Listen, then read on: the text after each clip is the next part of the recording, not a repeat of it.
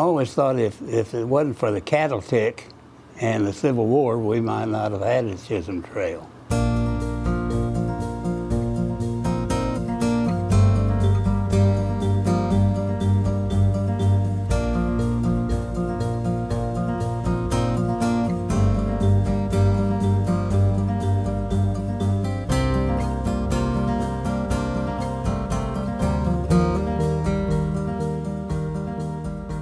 I decided that I was going to mark that trail every place it crosses the section line across the Cherokee Outlet.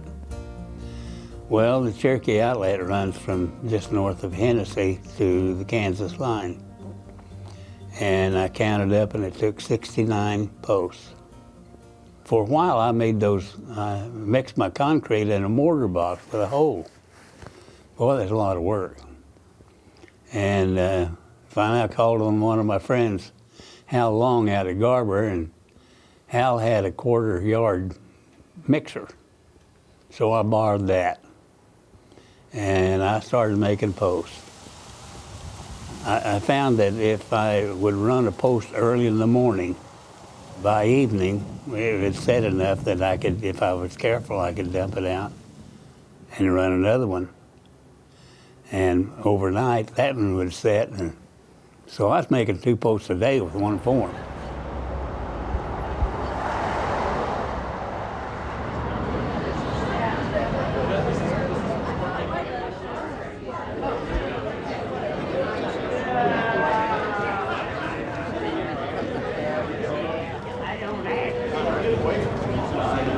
I'm celebrating my 91st birthday today, December the 15th, 2016.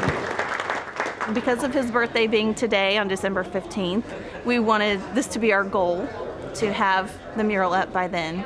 So we're working on at least one piece of public art per year, and this was great for this year to then be part of the 3-state celebration of the 150th anniversary of the Chisholm Trail from Texas, Oklahoma, and up through Kansas. I always thought if it wasn't for the cattle tick and the Civil War, we might not have had the Chisholm Trail. These old cattle that were being driven up into Missouri and Kansas, they carried the tick. And as those herds went up into places where there were cattlemen and farmers and so forth, those ticks would fall off on the ground and crawl up on the weed and lay eggs, and they would get on those domestic cattle up there, give them this fever, and there was a mortality rate of maybe up to 90%. They were real mad about them bringing those Texas cattle in there with all those ticks. And they finally set up quarantines to keep those Texas cattle out. Shortly after that, the Civil War came along. So all these herds that had been moving up across the Indian Territory stopped. During that 4 years of war, the people in the Northeast were beef starved because they'd used up all their beef. They didn't have these cattle coming up there. But down in Texas after the war, they found there were 5 to 7 million head running wild down there, and you could have them if you get a brand on them, they were yours. The only thing is, they weren't worth anything. But where up in the Northeast, they were still beef starved, but they had money and was willing to buy, but you need to get the two sides together.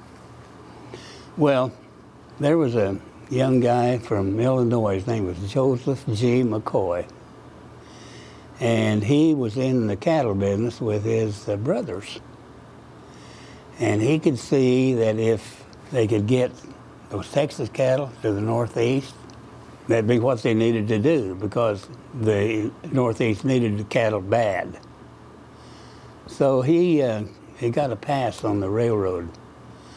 He was looking for a place where he could build cattle pens and loading facilities for these cattle. Got to the little town of Abilene. The train stopped because they were working on the railroad bridge over, I believe it was Mud Creek. While they were stopped there, well, McCoy gets off the train and he looks all around, and they get the bridge repaired, and he gets back on and goes out to Salina, looks around over there, and but he liked Abilene better than he did Salina. And it was west of the quarantine area. So anyway, he goes back to Abilene and he buys some land at the southeast corner of town.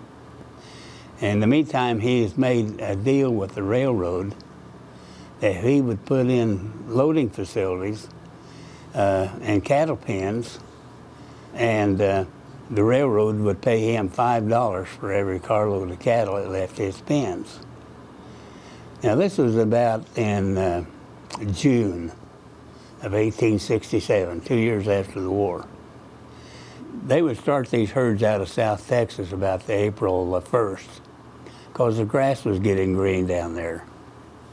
And as they came north, the grass was getting green in front of them, so they had good pasture.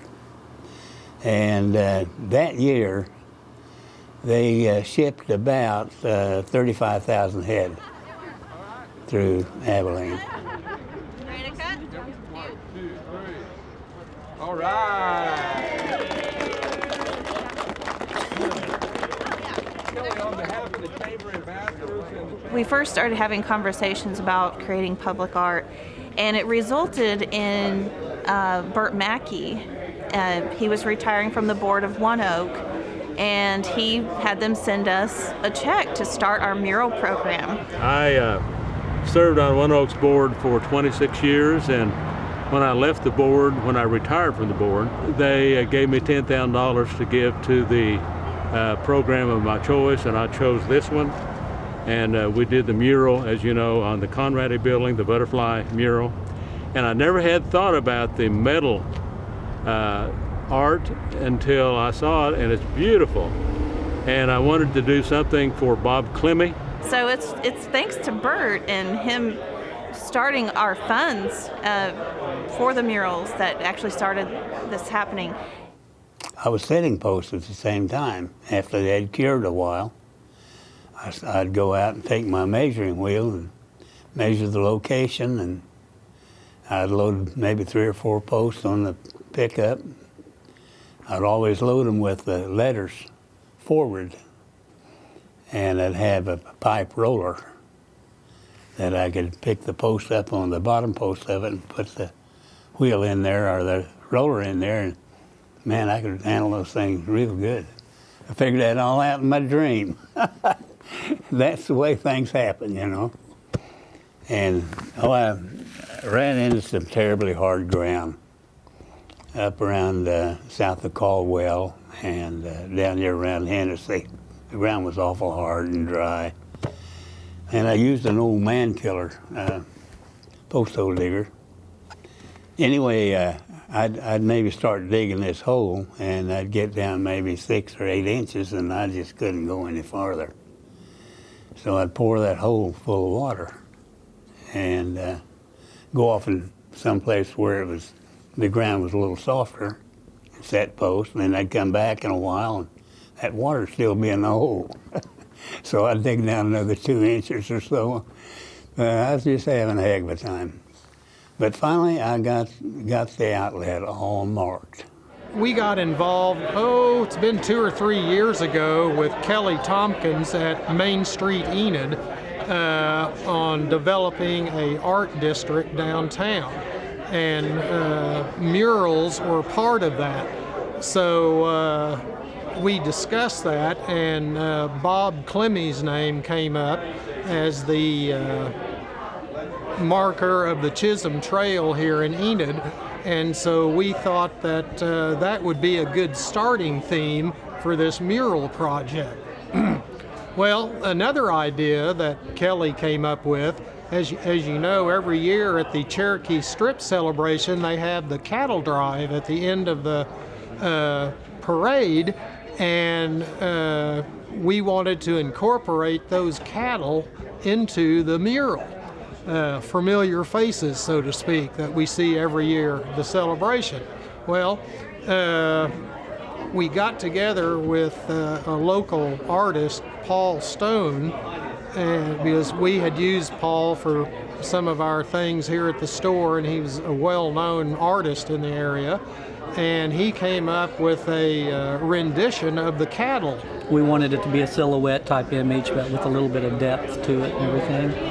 And that's where then I just piece by piece drew out different images and pictures of Bob. We decided to place him on a horse as the lone rider, so to speak, on the cattle drive, and incorporate him as a tribute to him in the mural. I guess when I was making these posts, I was having so much fun that instead of 79, I had 104. So I've got the difference stacked up out in the backyard and leaning up against my barn. Grass had grown up around them. I had to trim around them all the time. It finally got to the point where I had to either get rid of those posts or get a divorce, and I thought it was best to get rid of the posts. So I decided that I started the Kingfisher County line and go as far south as those posts would go. Right south of Dover, the trail splits about a mile and a half, 2 miles south of Dover. The west side of it goes down through Kingfisher, Okarche, Darlington, Fort Reno, and this was actually shown part as the Fort Sill, Arkansas City Wagon Road and the Abilene Cattle Trail. The Abilene Cattle Trail is what it was called on the survey. It had several names before it got to be the Chisholm Trail. The main cattle trail, after it splits from the Fort Sill Road, it angles off to the southeast and goes down through Piedmont and Yukon, and then on down to south of Tuttle. But anyway, I had enough posts to go to the first post south of the Cimarron on both trails. So then I quit. We had the building at the 123 South Grand, which was the building where another famous person, Marquis James, lived with his parents many years ago, and he wrote a Pulitzer Prize winning book of his observations of the south end of the square here in Enid years ago. But we had that wall over there to put this mural on. So we have a historic building, and we wanted to use all Enid, all Garfield County artisans and craftspeople for this project, which, with Paul designing it, we took it over to Brueggemann's, formerly Art's Machine Shop, which I grew up going there as a kid working on motorcycles, and Chris over there and the other good people there designed a pattern off of Paul Stone's drawings on the computer, and then they plasma cut the piece of artwork out of metal. We had another local young man, Jimmy Stewart, who has a coatings company, painting company. He did the coating of it and the coloring and all. We had Dirksen Buildings out of Waukomis, another young man with a young company, install it. And then we had Conrado Electric, just down the street from us, who we've used for years, do the lighting on it. And the whole thing just came together wonderfully. Fun project. They've been working on me for a while to do one. We're still talking about doing a mural, painted one, but at least this one's going to be around a long, long time, so I'm excited about it. So. I got a call from the State Tourism Department, and they'd found out what I'd done, and they asked me to come down to Redlands College at El Reno and tell a group down there what I'd done, and I did. I went down there and had all my maps and everything. Senator Bill Gustafson was in the crowd, and right after the meeting was over, he contacted me and he said, "Bob," he said, "I'm on the correction committee in the Senate," and he said, "We'll get our jailbirds to make those posts for you." Well, I'd always been hesitant to get the county or the city or the state involved in my project because I knew they'd want to tell me how to do it. Old hard-headed German, I wasn't about to take that. So I took the project on to mark trail and down to the Red River. And I finally set a total of about 400 marks. Chisholm Trail crossed a section line. It took me 7 years. And then he placed one of these markers on every place that the Chisholm Trail crosses a section line in Oklahoma, from the Red River all the way up to Kansas. I had a lot of fun. And I met so many nice people. There was one guy that had a place out east of Chickasha, and it's got some good trail ruts on it. And I contacted him about getting on his place and putting some marks, and sure you can. And he reached in his pocket and got his key ring out and took a key off of it and gave it to me, and he said, now this is the key to the gate out there. And he said, you just go out there and treat the land like it's yours. When you get through, well, don't bring that key back because you'll want to get in there again sometime. Well, and my key ring in my pocket right now. That key is still there, and I've been in there several times.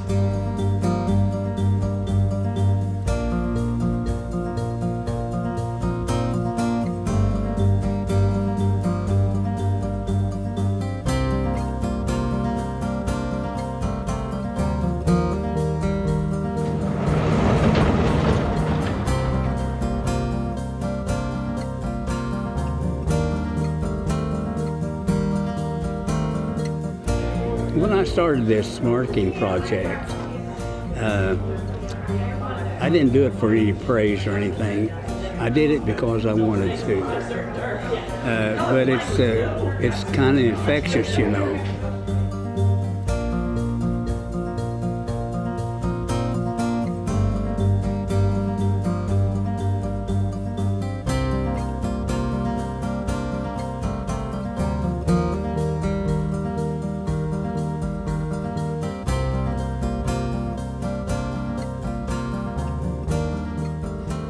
I just had bushels of fun.